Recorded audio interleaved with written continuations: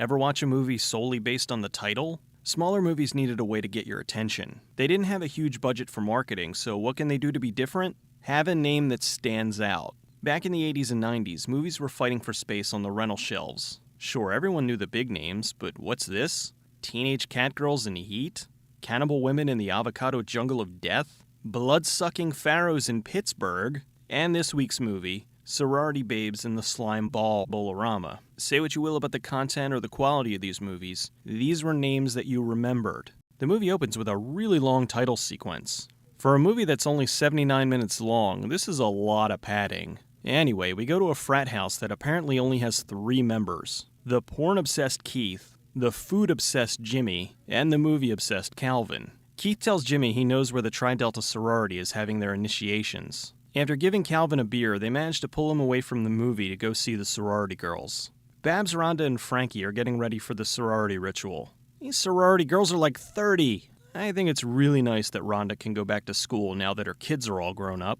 The guys go to the sorority house. Wait, so the big secret location where the initiation is taking place is the sorority house? Lisa and Taffy are waiting for their initiation. The guys find a good window to watch. They aren't even trying to hide. I guess voyeurism was just considered tomfoolery back then. Lisa and Taffy go ass up and get a good paddling.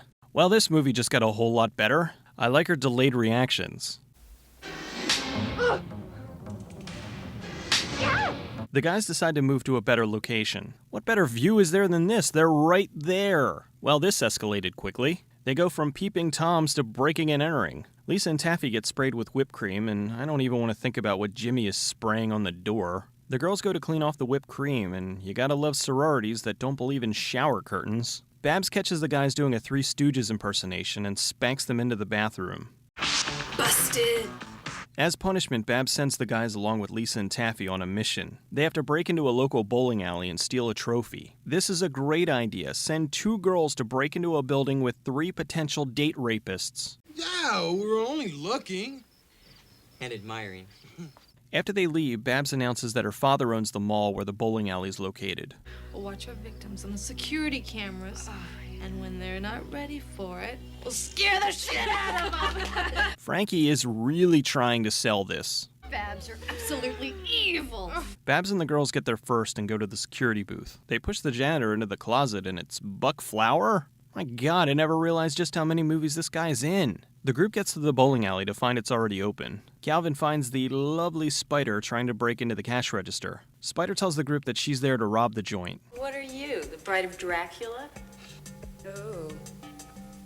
Jump back. Prom queens on the loose. Or is it high school hookers? More like MILFs. With the help of Spider, they break into the trophy room. They drop the trophy, and I can't believe this happens. This is Uncle Limpy, the imp. Old Uncle Limpy's just a little bit cranky. No fun being locked up like that, especially in a bowling trophy. He offers each one of them a wish for freeing him. These wishes are terrible. Jimmy wishes for gold, Taffy wishes to be the prom queen, and Keith wishes to have sex with Lisa. Well, Lisa just got about 1,000,000 times hotter. Spider and Calvin decide that they don't want to use their wishes. Since Babs and the girls are spying, Uncle Limpy turns Frankie and Rhonda into zombies. Well, a zombie and a zombie bride of Frankenstein. Babs tries to escape but gets electrocuted. About this time, all the wishes go bad. The girls kill Jimmy and go bowling with his severed head. And, oh, perfect form, lovely form. This could be a strike, it could be a strike. Oh, no, it looks like it's gonna be a cut ahead. Well, thank you, fat boy. It's been a pleasure having you on the show. Lisa is furiously trying to have sex with Keith. Why the hell is he trying to get away? Spider and Calvin hide in a closet. While in the closet, Calvin just happens to find a gun. Spider shoots Rhonda, they get away, but of course she's not really dead. It doesn't matter. Oh, my God. Oh. Keith, I have your pants. And that's how I met your mother. The janitor finally escapes from the closet because apparently doorknobs are very complicated. Keith finally gets away from Lisa. Keith goes into the kitchen and the stove's still on, so naturally Rhonda cooks his face. Well, Keith, I gotta say you deserve this. You could have been having sex with a hot chick, but now you're getting your head cooked. Frankie and Rhonda decide to have a taffy pull. Babs wakes up and runs into Rhonda. Babs shoves her head into the alley and Spider scores a strike. Too bad they couldn't afford to show it. Now with Rhonda dead, Impy turns Babs into a zombie. Well, actually, more of a dominatrix demon thing. Calvin and Spider find the janitor who knows about the imp. He tells the story about a guy who summoned an imp to help him become a better bowler. Yeah, a higher bowling score is a great reason to sell your soul. After the imp started killing people, they trapped him in the bowling trophy for 30 years. So if they knew about the imp, they couldn't have found a better trap for it? Babs finds Lisa and spanks her to death. Spider and Calvin find Babs and they burn her to death.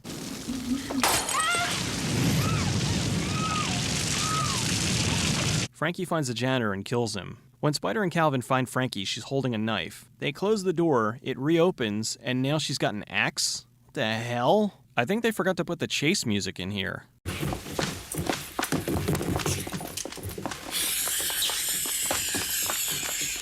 Spider lops off Frankie's head and it opens the door. Calvin gets in the car and is attacked by Rhonda. So he just leaves Spider behind? Spider manages to capture Uncle Impy. Calvin drove pretty far away, but Spider runs out and makes it look like it's a block over. Now that the zombies are dead and Uncle Impy's captured, Calvin and Spider drive off. They're just gonna leave him there out in the open in a tobacco tin? Seriously? Why not bury it or put it in the trash or something? Nah, just leave it out in the open and somebody will come along and open it in about 5 minutes. The movie was filmed in San Diego, California in 2 weeks for about $120,000. The mall in the movie was the Westfield Plaza Camino Real in Carlsbad, California. The bowling alley where most of the film took place was the Bowloplex Super Lanes in Sacramento, California. It's since been torn down and is now the location of a public swimming pool. The movie will always be notable for bringing together 3 legendary scream queens, Linnea Quigley, Brinke Stevens, and Michelle Bauer. Director David DeCatu started working in the film industry in 1980. Roger Corman hired him to be a production assistant at New World Pictures. In 1986, he directed and produced Creepazoids for B-movie master Charles Band. With almost 30 movies, DeCatu directed more films for Charles Band than any other director. He was originally directing adult films on the side under the name of David McCabe. In Sorority Girls, Buck Flower tells a story about David McCabe, who was the guy who first summoned the imp. DeCatu is still a very active director today, and as of my writing this, he has 98 films to his credit. With such a small budget, they couldn't afford to rent the bowling alley during the day, so they shot the film at night for 2 weeks from 9 p.m. when they closed until 9 a.m. when they opened. The trophy that Impy was trapped in looks like it was made out of metal, but it was actually balsa wood. Uncle Impy is listed as being voiced by Dookie Flyswatter, but it was really Michael Sonyi, who was Mengele in the classic Surf Nazis Must Die. After Sorority Babes wrapped, they had some extra film left over, so DeCatu scraped some money together, reused the same crew and actresses, and filmed Nightmare Sisters over 4 days for $40,000. In the original trailer for the film, they showed Uncle Impy having this weird, high-pitched voice. No way out, except by dying. Thankfully, they realized that was a terrible idea, and they got Uncle Impy to speak jive. No way out, except by dying. While it's obvious that Impy is just a hand puppet, he is hilarious. What happened to my dress? Oh my God, oh my dress, oh boo. The voice is funny as hell, and his delivery is delightfully cheesy. Have a nice trip. See you next fall. Crack me up. In the early 90s, this was a staple of USA Up All Night. I must have seen it at least a dozen times back then. While I know they had a script, you can't help but wonder if some of the dialogue was just made up as they went along. Hey, man. Yeah? Are those fucking glasses for real? Surprise! It's Rhonda! Damn. Sucker's gonna be the size of a donkey's dick come daylight. The song I'm With Stupid by Static X ends with the line by Linnea Quigley saying, Yeah, it was. Very stupid. The movie that Calvin is watching in the beginning is Creepazoids, which was DeCatu's previous film. This is not a movie for the mainstream public. This is a glorious low-budget cheese fest to be relished by connoisseurs of this kind of entertainment. Mediocre acting, dark sets, bad dialogue, 80s hair, tons of full frontal nudity, and a jive-talking puppet. I couldn't have asked for anything more.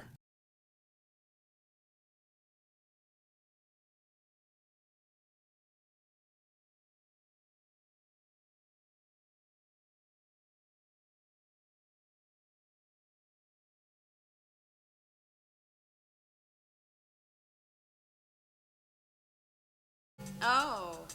Well, if you don't know Taffy, you deserve the name.